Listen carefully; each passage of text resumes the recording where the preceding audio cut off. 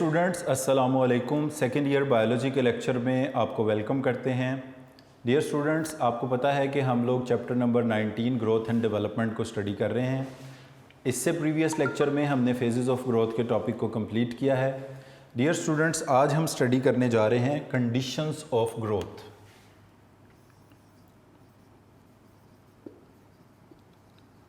Conditions of growth.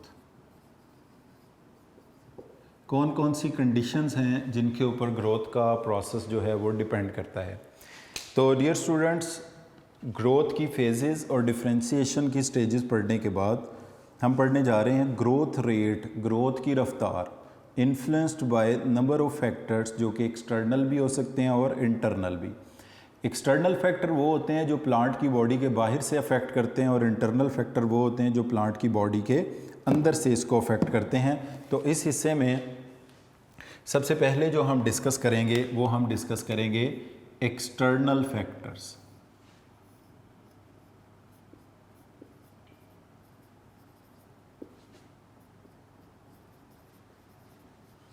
External factors of growth. Obviously external factors वो होंगे जो outside the plant body plant को की ग्रोथ को अफेक्ट करते हैं, इनको हम कहते हैं external factor.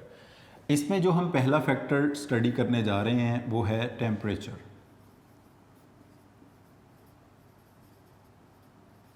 How the variation in temperature affect growth in plant. किस तरह से टेम्परेचर में होने वाली वेरिएशंस जो हैं वो प्लांट में ग्रोथ को अफेक्ट करती हैं। इसमें नंबर 1 है जी, temperature influence the growth rate within a certain limiting range. अब इसमें वो रेंज टेम्परेचर की जिसमें प्लांट ग्रोथ शो करते हैं, रेंज वो है 0 degree Celsius to 35 degree Celsius. तो 35 डिग्री सेल्सियस तक ये वो रेंज ऑफ टेम्परेचर है जिसमें प्लांट ग्रोथ करते हैं। अब ग्रोथ कम ज़्यादा हो सकती है मगर इसमें प्लांट ग्रोथ शो करते हैं। Normally the rate of growth increases with increase in temperature and decreases with decrease in temperature. Maximum growth rate या जो ऑप्टिमम टेम्परेचर है ग्रोथ के लिए, ऑप्टिमम टेम्परेचर होता ही वो है जिसमें plant maximum growth rate show करते हैं। So optimum temperature is between 25 to 30 degree Celsius. ये 25 डिग्री सेल्सियस से लेके 30 डिग्री सेल्सियस के बिटवीन का टेम्परेचर है जिसमें प्लांट मैक्सिमम ग्रोथ शो करते हैं। उसके बाद डियर स्टूडेंट, जिसमें लीस्ट ग्रोथ शो करते हैं, जिसमें मिनिमम ग्रोथ शो करते हैं, लीस्ट यानी कम से कम ग्रोथ रेट होता है, वो टेम्परेचर की रेंज है between 5 degree to 10 degree Celsius. This is 5 degree Celsius to से लेके 10 डिग्री सेल्सियस है। इसमें ग्रोथ रेट जो होता है वो लीस्ट होता है। और जिसमें ग्रोथ ऑलमोस्ट रुक जाती है, सीज्ड हो जाती है at very high temperature, but at very high temperature that is the growth rate stops and plant में डाई। तो जिसमें ग्रोथ रेट स्टॉप हो जाता है वो टेम्परेचर है 35 से 40 या इससे अबव। 35 डिग्री सेल्सियस से लेके 40 डिग्री सेल्सियस या इससे अबव के टेम्परेचर पे ग्रोथ रेट प्लांट्स में रुक जाएगा। तो डियर स्टूडेंट्स, ये 4 बहुत ही इंपॉर्टेंट चीज़ें हैं। इसमें जनरल रूल ये है कि एक्सटर्नल फैक्टर्स जो ग्रोथ को इन्फ्लुएंस करते हैं उसमें पहला फैक्टर टेम्परेचर है। टेम्परेचर की वेरिएशन ग्रोथ रेट को अफेक्ट करती हैं। नॉर्मल जो रूल है वो ये कि टेम्परेचर के बढ़ने से ग्रोथ रेट बढ़ता है और टेम्परेचर के कम होने से ग्रोथ रेट कम होता है। वो रेंज ऑफ टेम्परेचर जिसमें प्लांट यूजुअली ग्रोथ शो करते हैं, चाहे कम हो या ज़्यादा हो, वो है 0 degree Celsius to 35 degree Celsius. Optimum temperature जो है जिसमें प्लांट मैक्सिमम ग्रोथ शो करते हैं वो है 25 टू 30 डिग्री सेल्सियस। और जिसमें कम से कम ग्रोथ शो करते हैं वो है 5 डिग्री टू 10 डिग्री सेल्सियस। और जिसमें ग्रोथ रेट रुक जाता है, स्टॉप हो जाता है, वो है 35 degree Celsius to 40 degree Celsius. तो ये 4 पॉइंट्स इसमें आपने MCQs के हवाले से जो है याद रखने हैं। इसके बाद जो दूसरा फैक्टर है एक्सटर्नल फैक्टर्स में से वो है लाइट, रोशनी। लाइट भी प्लांट में ग्रोथ को मुख्तलिफ तरह से अफेक्ट करती है। अब इसमें थ्री डिफरेंट वेज में जो है लाइट है वो ग्रोथ को इन्फ्लुएंस करती है। Light plays very important role in growth of the plant. By light we means the fraction of light which is absorb by the plant like during photosynthesis. तो वो रोशनी जिसको प्लांट एब्जॉर्ब कर लेते हैं। Basically light is a type of energy. तो जो energy plant absorb कर लेंगे वो उनकी डेफिनेटली किसी ना किसी तरह ग्रोथ में असरअंदाज होगी। जनरली लाइट 3 तरीक़ों से प्लांट को अफेक्ट करती है। डेट इज़ नंबर 1 है उसमें इंटेंसिटी, लाइट की इंटेंसिटी है। उसके बाद नंबर 2 इसमें है क्वालिटी, और नंबर 3 इसमें है ड्यूरेशन। तो डियर स्टूडेंट्स, लाइट की इंटेंसिटी से मुराद क्या है? Energy transfer to the unit area. एक ख़ास स्पेसिफिक एरिया में कम एनर्जी ट्रांसफ़र हो रही है तो कम इंटेंसिटी है, ज़्यादा एनर्जी ट्रांसफ़र हो रही है तो ज़्यादा इंटेंसिटी है। जैसे अगर आप देखें कि एक पत्ता है, उसका सरफेस एरिया है कोई भी डेफिनेट, और वो इतनी तेज़ी से तो चेंज नहीं होता। जब सुबह सुबह सूरज निकलता है उस वक़्त रोशनी कम होती है, जैसे जैसे दिन बढ़ता है रोशनी बढ़ती है। अब उस पत्ते पे पड़ने वाली जो नंबर ऑफ़ लाइट रेज़ हैं, जैसे जैसे दिन बढ़ेगा वो दिन बढ़ेगा, शाम होती जाएगी तो कम। तो हम कहेंगे कि पत्ता जो लाइट रिसीव कर रहा है, एनर्जी रिसीव कर रहा है, वो बढ़ रही है सुबह से दोपहर तक और फिर दोपहर से शाम तक फिर कम। तो ये जितनी एनर्जी वो रिसीव कर रहा है ये उसकी इंटेंसिटी है। तो लाइट इंटेंसिटी का मतलब है कि energy transfer to the unit area, इसको हम बोलते हैं लाइट इंटेंसिटी। क्वालिटी से मुराद ये है कि ultra violet rays, infrared rays, red, blue, green, ये वेवलेंथ्स हैं, ये क्वालिटी है। कलर्स भी कह सकते हैं। और ड्यूरेशन होता है फोटो पीरियड। जैसे नंबर 1 पहले इसमें इंटेंसिटी की बात करें तो increase intensity of light increase the number of cell division. जब लाइट की इंटेंसिटी बढ़ती है तो लाइट की इंटेंसिटी के बढ़ने से क्या होता है? Increase in cell division, cell division की रफ्तार बढ़ जाती है। तो लाइट 3 तरीक़ों से मुतासिर करती है ग्रोथ को, इंटेंसिटी से, और इंटेंसिटी का मतलब है energy transfer to an area, और इसके बढ़ने से सेल डिवीजन बढ़ती है। Red light favours elongation and blue light enhances cell division but retards elongation. तो रेड लाइट जो है, अब ये क्वालिटी में कंसिडर की जाएगी।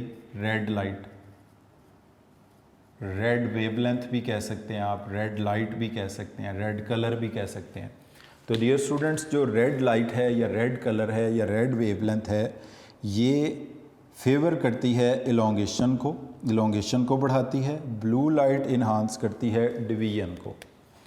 तो रेड लाइट की वजह से होता है इलोंगेशन, सेल इलोंगेशन का प्रोसेस ज़्यादा। वो क्या होता है वो हम पिछले लेक्चर में पढ़ चुके हैं, सेल के वॉल्यूम के बढ़ने को कहते हैं। इसी तरह जो ब्लू लाइट है, नीली रोशनी जो है, ब्लू कलर जो है, ये सेल डिवीजन को तो ज़्यादा करता है, डिवीजन को तो ज़्यादा करता है मगर इलोंगेशन को कम करता है। सेल डिवीजन को ज़्यादा मगर इलोंगेशन को कम करता है। इसी तरह क्वालिटी ऑफ लाइट में तीसरी जो एग्जांपल बुक में दी हुई है वो है ultraviolet rays also retard cell elongation. UV, ultraviolet, UV ही लिख लेते हैं, ultraviolet, they it retard यानी स्लो डाउन करते हैं सेल इलोंगेशन को। तो ये मुख्तलिफ़ किस्म की यानी क्वालिटी ऑफ लाइट की 3 एग्जांपल्स दी हुई हैं। नंबर 1 पर है red light which favors the elongation of cell. Blue light favors the process of cell division but retards cell elongation. Ultraviolet light also retards cell elongation. फिर उसके बाद dear student तीसरी चीज़ आती है ड्यूरेशन ऑफ लाइट। इसकी वजह से कुछ प्लांट शॉर्ट डेज़ में फ्लावर देते हैं, कुछ लॉन्ग डेज़ में फ्लावर देते हैं, और इस फिनोमिना को कहा जाता है फोटो पीरियोडिज्म, जिसमें ड्यूरेशन ऑफ लाइट अफेक्ट करता है। तो इसमें 3 तरह के पौधे होते हैं, long day plants, short day plants, और DNPs का मतलब होता है डे न्यूट्रल प्लांट्स। तो dear student, second external factor था लाइट का, जो कि 3 तरह से अफेक्ट करता है ग्रोथ को, इंटेंसिटी, क्वालिटी एंड ड्यूरेशन की वजह से। उसके बाद एक्सटर्नल फैक्टर्स में जो एक्सटर्नल फैक्टर्स डिस्कस किए गए हैं उसमें ऑक्सीजन है, कार्बन डाइऑक्साइड है, मिनरल्स हैं और वाटर है। मिनरल्स यानी न्यूट्रिएंट्स हैं। तो इसमें नंबर 1 पर 2 हो गए। तीसरा फैक्टर जो है वो है ऑक्सीजन, चौथा फैक्टर है carbon dioxide,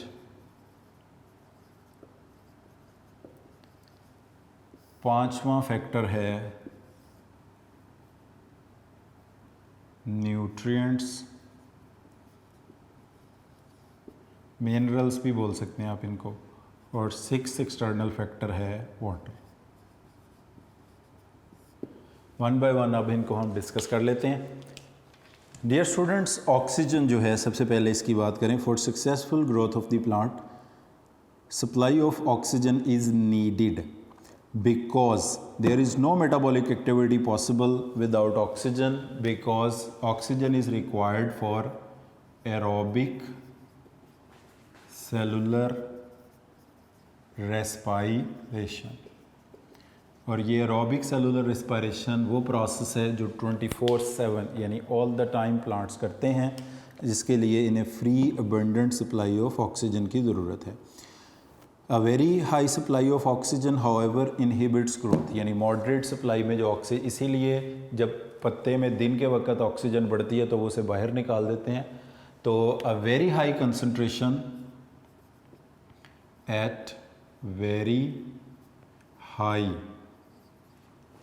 oxygen concentration growth is inhibited, इसमें ग्रोथ इनहिबिट हो जाती है। बहरहाल फिर भी supply of flow of oxygen इनको चाहिए। इसके बाद और ये ऑक्सीजन इस्तेमाल होती है जिस प्रोसेस में वो है सेलुलर रेस्पिरेशन, और प्रोड्यूस होती है जिस प्रोसेस में वो है फोटोसिंथेसिस। कार्बन डाइऑक्साइड भी एक बहुत इंपॉर्टेंट न्यूट्रिएंट्स है, बिकॉज इसको प्लांट ने किस में इस्तेमाल करना है, फोटोसिंथेसिस में कार्बन डाइऑक्साइड इस्तेमाल होगी और रेस्पिरेशन में ये रिलीज़ होगी।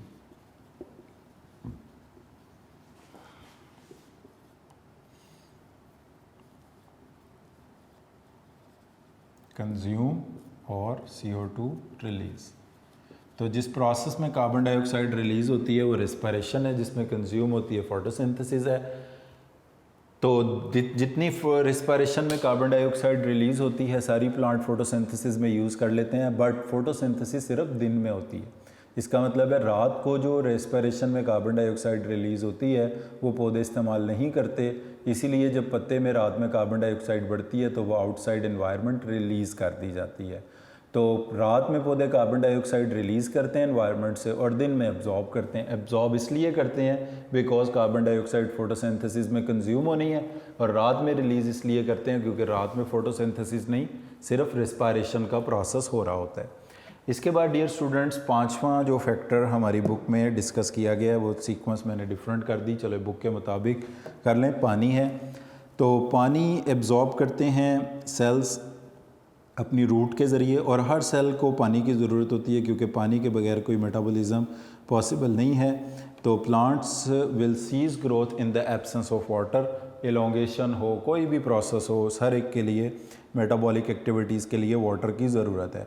उसके बाद न्यूट्रिएंट्स जो हैं supply energy to the growing plants with increase in, जब मैचुरेशन होती है तो इसमें यानी जब न्यूट्रिएंट्स वो होते हैं जो कि एनर्जी सप्लाई करते हैं, ये फिर इसका मतलब है ये बात कर रहे हैं ऑर्गेनिक न्यूट्रिएंट्स की, जो प्लांट को मेटाबोलाइज होके एनर्जी सप्लाई करें। तो न्यूट्रिएंट्स की सप्लाई अगर ज़्यादा होगी तो ग्रोथ ज़्यादा होगी, कम होगी तो ग्रोथ कम होगी। तो ये डियर स्टूडेंट हमारे पास ग्रोथ के एक्सटर्नल फैक्टर्स थे। इसके बाद हम आते हैं इंटरनल फैक्टर्स की तरफ ग्रोथ के। तो ग्रोथ को कंट्रोल करने वाले फैक्टर्स में से जो इंटरनल फैक्टर्स हैं वो 2 हैं, hormones and vitamins. Internal factors,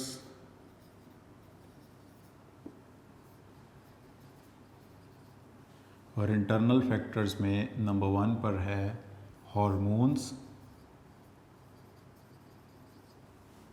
number 2 पर हैं वाइटामिन्स। Hormones and vitamins. तो डियर स्टूडेंट्स, हार्मोन्स के हवाले से हम बड़ी डिटेल प्रीवियस चैप्टर्स में पढ़ चुके हैं, जैसे कि इंडोल एसिटिक एसिड है, IAA एब्रीवेट करते हैं इसको, ऑक्सिन इसका प्रॉपर नेम है। इसके अलावा साइटोकाइनिन है, जिबरलिन्स हैं, और वाइटामिन्स हैं। वाइटामिन्स जो होते हैं दे आर ऑर्गेनिक मटेरियल्स, ये ऑर्गेनिक मटेरियल्स होते हैं synthesized by the plant cell and they will influence the growth. Organic compounds synthesized within the plant bodies in the presence of light. If the plants are grown in dark, these are organic materials हैं जो कि synthesize होते हैं in light. इसका मतलब है कि अगर प्लांट डार्क को ज़्यादा फेस करेंगे तो उनमें इन न्यूट्रिएंट्स की कमी हो जाएगी, हार्मोन्स की वाइटामिन्स की कमी हो जाएगी, और वो फिर इनकी ग्रोथ को मुख्तलिफ़ तरह से अफेक्ट करेंगे। तो डियर स्टूडेंट्स, यहाँ पर हमारे इंटरनल फैक्टर्स कंप्लीट होते हैं, वो ये 2 ही डिस्कस किए हुए हैं, हार्मोन्स एंड वाइटामिन्स। तो यहाँ पर हमारी कंडीशंस ऑफ ग्रोथ का टॉपिक ख़त्म हो गया, जिसमें हमने 2 फैक्टर स्टडी किए, इंटरनल और एक्सटर्नल फैक्टर्स। इसके बाद डियर स्टूडेंट्स, डिफ्रेंशिएशन का टॉपिक हम ऑलरेडी पढ़ चुके हुए हैं, तो इसलिए हम उससे नेक्स्ट टॉपिक की तरफ मूव करते हैं, which is growth correlation. Growth correlation. Growth correlation की जो एग्ज़ाम्पल हम यहाँ डिस्कस करेंगे वो है apical dominance. Apical dominance growth correlation की एग्ज़ाम्पल है। डियर स्टूडेंट्स, आपने देखा कि प्लांट्स में मुख्तलिफ़ किस्म की मूवमेंट्स पाई जाती हैं, जैसे हमने पढ़ा था ट्रॉपिक मूवमेंट, उसमें फोटोट्रॉपिक है, फिर उसमें जियोट्रॉपिक है, इसी तरह नास्टिक है, इसी तरह एपिनास्टी, हाइपोनास्टी, ये मुख्तलिफ़ टाइप की ग्रोथ्स हम प्लांट्स में पढ़ चुके हैं। तो यहाँ पर एक बात याद रखनी है कि प्लांट्स में किसी भी पार्ट में ग्रोथ का होना या रुक जाना डेफिनेटली प्लांट के किसी न किसी दूसरे पार्ट की ग्रोथ को कम या ज़्यादा करता है। तो मसलन अगर हम कहते हैं कि एपिनास्टी हो रही है, फ्लोरल बड जो है वो इस तरह से ओपन हो रहा है, तो आउटसाइड में ग्रोथ हो रही है, इनसाइड में कम। ये आउटसाइड में ग्रोथ का ज़्यादा होना ही इनसाइड में ग्रोथ को कम कर रहा है, या इनसाइड में ग्रोथ का कम होना आउटसाइड में ज़्यादा कर रहा है। किसी भी एक पार्ट में होने वाली ग्रोथ दूसरे पार्ट में होने वाली ग्रोथ को ज़रूर अफेक्ट करती है। अब वो अफेक्ट किस शक्ल में हो सकता है? उस पार्ट में ग्रोथ को इनहिबिट करने की शक्ल में भी हो सकता है, दूसरे पार्ट में ग्रोथ को इनिशिएट या स्टिमुलेट करने की शक्ल में भी हो सकता है। यानी यू कैन से कि प्लांट के किसी भी पार्ट में होने वाली ग्रोथ जो है वो प्लांट के अदर पार्ट की ग्रोथ के साथ रिलेटेड है। एक पार्ट में ग्रोथ ज़्यादा होगी या कम होगी, उसका ज़रूर कुछ ना कुछ इन्फ्लुएंस दूसरे पार्ट के ऊपर होगा। जैसे लीफ की अपर साइड में ग्रोथ लोअर साइड में की ग्रोथ को अफेक्ट करेगी, लोअर साइड की ग्रोथ अपर साइड की ग्रोथ को अफेक्ट करेगी।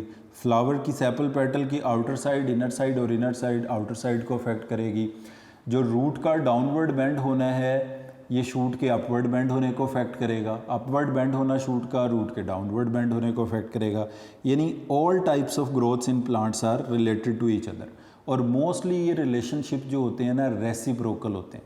मोस्टली जो ग्रोथ कोरिलेशन है इट इज़ रेसिप्रोकल। रेसिप्रोकल कहते हैं उलट चीज़ को। रेसिप्रोकल का मतलब होता है उलट अमल, यानी अगर एक पार्ट में ग्रोथ ज़्यादा है तो दूसरे में कम होगी, उलट होगा। या एक पार्ट में अगर ग्रोथ कम है तो उसके अपोजिट पार्ट के अंदर ग्रोथ ज़्यादा होगी। तो मोस्टली ये जो ग्रोथ को रिलेटिव पैटर्न्स होते हैं वो एक दूसरे के अपोजिट होते हैं। अब अगर इसको बुक की वर्डिंग से देखें तो आपको अंदाज़ा हो जाएगा। The development of a plant is usually correlated with its growth and different organs growing at different rates in different direction। Plant के अंदर जो ग्रोथ है इन डिफरेंट डायरेक्शन और डिफरेंट रफ्तार से ये एक दूसरे के साथ रिलेटेड है। And the development of different parts takes place such reciprocal, यानी डेवलपमेंट में एक पार्ट की ग्रोथ का ज़्यादा या कम होना दूसरे पार्ट की ग्रोथ को इन्फ्लुएंस करता है। इस तरह की रेसिप्रोकल रिलेशनशिप को कहा जाता है growth correlation. One of the most important correlative effect in plant is apical dominance. जो मोस्टली हम इसका इफेक्ट डिस्कस करने जा रहे हैं वो है एपिकल डोमिनेंस है। तो इसको अब ज़रा हम एपिकल डोमिनेंस को देखते हैं कि एपिकल डोमिनेंस में ये हमारे पास एक प्लांट है, इसके ऊपर ये कुछ लीव्स हैं,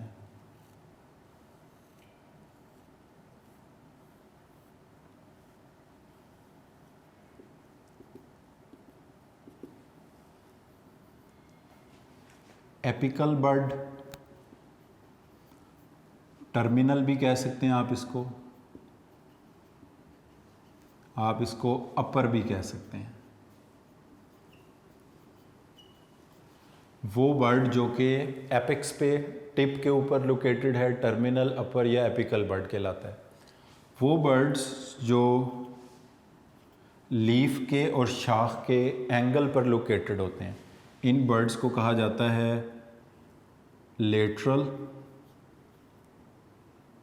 एक्सिलरी और लोअर बर्ड्स। अब जो एपिकल डोमिनेंस है इसका मतलब ये है कि एपिकल बर्ड में ग्रोथ रेट ज़्यादा होगा, और ये जो एपिकल बर्ड में ज़्यादा होने वाला ग्रोथ रेट है इसकी वजह से लेटरल बर्ड्स में ग्रोथ रेट कम होगा। एपिकल बर्ड का जो ग्रोथ रेट है वो फास्ट है और लोअर एक्सिलरी बर्ड का जो ग्रोथ रेट है वो स्लो है।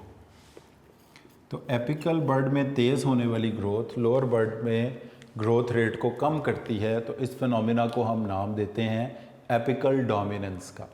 अब ये होता कैसे है, इसका मैकेनिज़्म ये है कि एक हार्मोन प्रोड्यूस होता है एपिकल बर्ड में जिसका नाम है ऑक्सिन। इसकी जो सिंथेसिस है वो तो एपिकल बर्ड में है, मगर सिंथेसिस के बाद ये ऑक्सिन स्टोर कहाँ होगा? ऑक्सिन की जो स्टोरेज है वो होगी लेटरल बर्ड में। यानी आप यूँ कह लें कि एपिकल बर्ड से ऑक्सिन प्रोड्यूस हुआ, लोअर बर्ड्स के अंदर, एक्सिलरी बर्ड्स के अंदर आकर इकट्ठा हो गया। तो एपिकल बर्ड में ऑक्सिन की कंसंट्रेशन कम है मगर सिंथेसिस ज़्यादा है, जबकि एक्सिलरी बर्ड में ऑक्सिन की कंसंट्रेशन ज़्यादा है क्योंकि इसकी स्टोरेज ज़्यादा है। तो यही ऑक्सिन की जो हाई कंसंट्रेशन है ग्रोथ को इनहिबिट करती है लोअर और एक्सिलरी बर्ड में, और हाई लो कंसंट्रेशन स्टिमुलेट करती है एपिकल बर्ड में। तो एपिकल डोमिनेंस डियर स्टूडेंट्स क्या होती है? वो बर्ड जो किसी भी प्लांट की शूट की टिप के ऊपर लोकेटेड होते हैं, इनको हम कहते हैं एपिकल बर्ड। इनके दो और नाम हैं, इन्हीं को टर्मिनल बर्ड्स या अपर बर्ड्स भी कहते हैं। जो शूट के या लीफ के एंगल से बर्ड्स निकलते हैं उनको लेटरल बर्ड, एक्सिलरी बर्ड्स या लोअर बर्ड बोलते हैं। एपिकल बर्ड्स में ये होता है कि growth rate apical terminal birds में फास्टर होती है और ग्रोथ रेट स्लो होता है लोअर और एक्सिलरी बर्ड में। तो ऐसे पौधे जो है इनकी हाइट बहुत तेज़ी से बढ़ती है मगर इनकी जो शाखें फैली होती हैं वो कम होती हैं। इस फिनोमिना को कहा जाता है एपिकल डोमिनेंस। और इसकी जो कॉज है या रीज़न मैकेनिज़्म है वो ये है कि there is a hormone which is known as auxin, और इसका केमिकल नेम है indole acetic acid. This hormone is produced in the apical bud, terminal bud, upper buds. मगर ये हार्मोन जाकर स्टोर कहाँ पर होता है फ्लोएम के ज़रिए? लोअर बर्ड्स में, लेटरल बर्ड्स में और एक्सिलरी बर्ड में। अब एक्सिलरी बर्ड्स के अंदर ऑक्सिन हार्मोन की कंसंट्रेशन ज़्यादा होने से ग्रोथ रेट स्लो या इनहिबिट हो जाता है, और एपिकल बड में ऑक्सिन की कंसंट्रेशन कम होने से ग्रोथ रेट फास्ट हो जाता है, क्योंकि एपिकल बड में ये सिंथेसाइज हुए हैं, स्टोर नहीं हुए, बनते जा रहे हैं और साथ साथ ये एक्सिलरी बर्ड्स के अंदर स्टोर होते चले जा रहे हैं। तो डियर स्टूडेंट, इस फिनोमिना को हम नाम देते हैं एपिकल डोमिनेंस का। तो एपिकल डोमिनेंस का जो फिनोमिना है उसमें apical bud will grow faster, the lower axillary bud will grow slower. इस फिनोमिना को नाम दिया जाएगा एपिकल डोमिनेंस का। अच्छा, अब उसके बाद ये अगर हम बुक की कुछ वर्डिंग्स देखें, क्योंकि इसमें एक थोड़ी सी मिस्टेक है, उसको भी हमें सही करना पड़ेगा, मगर उससे पहले हम एक और तस्वीर बनाते हैं। वो ये है कि अगर हम एपिकल बर्ड को रिमूव कर दें, रिमूवल ऑफ एपिकल बर्ड, ये हमारे पास एक प्लांट है, ये उसके लीव्स हैं और ये इसका एपिकल बड है। रिमूवल ऑफ एपिक्स, यहाँ से हमने क्या किया, रिमूवल ऑफ एपिक्स, एपिक्स को रिमूव कर दिया। इसका मतलब है हमने ऑक्सिन के प्रोड्यूस होने वाले सोर्स को ख़त्म कर दिया। तो ये जो लेटरल बर्ड्स थे हमारे पास, इनके अंदर ऑक्सिन, क्योंकि एपिकल बर्ड है नहीं, ऑक्सिन प्रोड्यूस नहीं होगा, अगर प्रोड्यूस नहीं होगा तो लेटरल बर्ड्स में भी कम जाएगा। तो ये जो लेटरल बर्ड्स हैं, इनकी ग्रोथ जो है वो तेज़ हो गई। तो removal of apical bud releases the lateral bird from apical dominance, यानी जब आप एपिकल बर्ड को रिमूव करते हैं तो लेटरल बर्ड में ग्रोथ रेट तेज़ हो जाता है। इस फिनोमिना को कहा जाता है कंपनसेटरी इफेक्ट। तो कंपनसेटरी इफेक्ट का मतलब क्या है, removal of apex from the apical bird will increase the growth rate in lateral birds, auxiliary bird, lower birds। इसको कहते हैं कंपनसेटरी इफेक्ट। और इसमें हमने क्या देखा कि एपिकल की बर्ड की वजह से लेटरल बर्ड्स में ग्रोथ रेट रुकी हुई है। इस फिनोमिना को कहा जाता है इनहिबिटरी इफेक्ट। तो ये दो टर्म्स हैं जो कि अक्सर यहाँ पर शॉर्ट क्वेश्चंस में पूछी जाती हैं। What is the difference between compensatory and inhibitory effect. तो ये जो आपकी बुक में दो तस्वीरें बनी हुई हैं, पहली तस्वीर है इनहिबिटरी इफेक्ट के लिए, आप ज़रा इसको बुक से भी देख लें। One of the most important correlative effect in plant is apical dominance. In many plants only apical bud grows while growth is suppressed in the lower axillary bud. इसको कहते हैं inhibitory effect. In an experiment, when apical bud was removed, the growth in the lower bud was inhibited। तो dear student, ये आपने देखा ये word गलत लिखा हुआ है, ठीक है। जब हम एपिकल बर्ड को रिमूव कर देते हैं तो ये एक्सिलरी बर्ड्स के अंदर ग्रोथ इनहिबिट नहीं होती, ये स्टिमुलेट हो जाती है, इंक्रीज हो जाती है। तो यहाँ पर ये आप जो इनहिबिटेड का वर्ड है इसको सही कर लें। मैं फिर बता देता हूँ, ग्रोथ कोरिलेशन के टॉपिक के सेकंड पैराग्राफ की 4th लाइन में फर्स्ट वर्ड लिखा हुआ है इनहिबिटेड। ये इनहिबिटेड नहीं होना चाहिए, ये होना चाहिए इनिशिएटेड, स्टिमुलेटेड, इस तरह का कोई वर्ड इसकी जगह आप यूज़ कर लें। So active shoot apex control the development of lateral bud. Active का मतलब ये होता है जो ऑक्सिन प्रोड्यूस कर रही है। Thus, the auxin of terminal bird is responsible for inhibiting the growth of the lateral bird by the phenomena known as apical dominance। ये दो पर्सनस हैं, थायमन स्कूग 1934 में इन्होंने इस प्रोसेस को एक्सप्लेन किया था, एपिकल डोमिनेंस को, कि ऑक्सिन की डिफ्यूजन की वजह से एपिकल बर्ड से एक्सिलरी लेटरल बर्ड्स में ये ग्रोथ इनहिबिट होती है, इसको इनहिबिटरी इफेक्ट कहते हैं। और रिमूवल ऑफ एपिकल बर्ड से releases the lateral bird from apical dominance, इसको हम कंपनसेटरी इफेक्ट कहते हैं।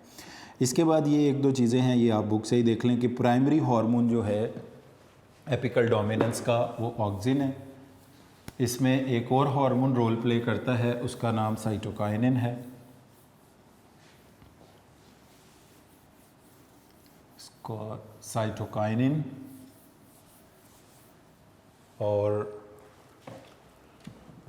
ऑक्सिन।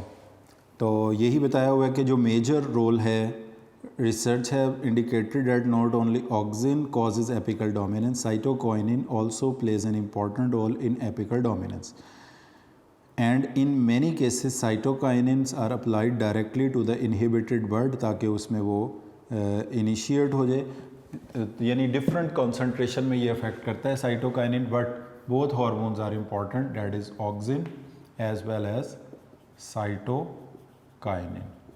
तो बर्ड इनिशिएशन क्योंकि साइटोकाइनिन कॉज करता है, ऑक्सिन भी कॉज करता है, तो साइटोकाइनिन को डायरेक्टली जो है ना वो लेटरल बर्ड्स पर अप्लाई करते हैं ताकि लेटरल बर्ड की ग्रोथ इंक्रीज़ हो जाए। अब लास्ट में इसकी एग्जांपल दी हुई है कि इसको हम कहाँ पर यूज़ कर सकते हैं। प्रैक्टिकल एप्लीकेशन इसकी क्या है, एपिकल डोमिनेंस की एप्लीकेशन या प्रैक्टिकल एप्लीकेशन आप कह दें। तो पोटैटोज़ के ऊपर, पोटैटोज़ को अगर आप देखें तो इस तरह उनके ऊपर कुछ निशान बने होते हैं, इनको हम बोलते हैं आइज़। ये इनके बर्ड्स हैं और ये कौन से बर्ड्स हैं, लेटरल बर्ड्स हैं। तो अगर इनसे ये छोटी छोटी ग्रीन कलर की शाखें निकलना शुरू हो जाएं ऐसे, तो इनको हम कहते हैं स्प्राउटिंग्स। तो डियर स्टूडेंट्स, अगर किसी पोटैटो के ऊपर आप देखते हैं छोटे छोटे निशान तो इनको आइज़ या बर्ड्स कहते हैं। इनसे अगर ये ग्रीन शाखें निकल आएँ तो इनको स्प्राउटिंग्स कहते हैं। ऐसा पोटैटो खाने के काबिल नहीं होता, ये नहीं समझ लें कि पोटैटो ख़राब हो गया, वेस्ट हो गया। तो अगर इस पोटैटो के ऊपर ऑक्सिन को स्प्रे कर देंगे तो ऑक्सिन क्या करेगा, इस पोटैटो में से ये स्प्राउटिंग्स को इनहिबिट कर देगा।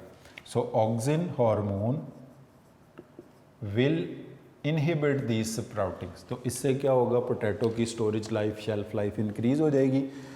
तो ये लास्ट में देख लें इसकी प्रैक्टिकल एप्लीकेशन के हवाले से। Practical application of apical dominance is concern, it is applied on the ये टैप रूट वाला मैं बाद में बताता हूँ। और inhibition of sproutings of lateral bird eyes in potato tubers, applying synthetic auxin. In later case, the sprouting of eyes is prevented and stored period is increased from 1 to 3 years. 1 से 3 साल तक जो है ना वो पोटैटोज़ की storage life जो है वो इंक्रीज़ हो जाती है। अच्छा, दूसरी जो इसकी एग्ज़ाम्पल है टैप रूट के हवाले से, वो भी बिल्कुल यही एक एग्ज़ाम्पल है। उसमें ये होता है प्रैक्टिकल एप्लीकेशन में जो रेडिश हैं गाजरें, रेडिश मूली गाजरें जो हैं, कैरेट्स, इनमें ये होता है कि जो पहली पहली रूट निकलती है सीड से, पहली जो रूट निकलती है, इसको हम नाम देते हैं प्राइमरी रूट का। अगर ये प्राइमरी रूट इंटैक्ट रहे, कायम रहे और ये ही बढ़ती चली जाए, ये ही बढ़ती चली जाए, इससे जो शाखें निकलें वो बहुत छोटी छोटी और ना होने के बराबर हो, तो ये वाली रूट कौन सी रूट है, प्राइमरी रूट है। और ये जो बाकी इसकी ब्रांचेस हैं, इन सबको कहा जाता है सेकेंडरी रूट। तो इस केस में आप देख सकते हैं कि प्राइमरी रूट बढ़ती जा रही है। तो प्राइमरी रूट जो है इसमें ग्रोथ रेट फास्ट है, जबकि इसके मुकाबले में जो सेकेंडरी रूट है इनमें ग्रोथ रेट स्लो है। तो ये भी किसकी एग्जांपल है, एपिकल डोमिनेंस की एग्जांपल है। तो रेडिश कैरेट इस तरह के प्लांट में अगर एपिकल डोमिनेंस होगी या अगर हार्मोन्स की एप्लीकेशन से इसको बढ़ाया जाए तो हमें बड़े बड़े साइज़ की ये कैरेट्स और रेडिश ऑब्टेन होंगी। या और कोई प्लांट इस तरह जिसका जो ईडेबल पार्ट या जो हमारा फेवरेबल पार्ट है, अगर वो उसकी रूट है, तो टैप रूट की साइज़ को, लेंथ को बढ़ाया जा सकता है with the application of this auxin hormone. तो ये dear student, prevention of sproutings from the eyes of potatoes और टैप रूट्स का प्रोड्यूस होना, ये एग्जांपल्स में आता है, प्रैक्टिकल एप्लीकेशंस में आता है एपिकल डोमिनेंस की। तो डियर स्टूडेंट्स, आज के लेक्चर को हम यहीं पर ख़त्म करते हैं। इसमें हमने 2 चीज़ें स्टडी की हैं, कंडीशंस ऑफ ग्रोथ जिसमें एक्सटर्नल फैक्टर्स थे और इंटरनल फैक्टर, और दूसरा जो टॉपिक इन डिटेल हमने डिस्कस किया है वो है growth correlation. So thank you very much for today.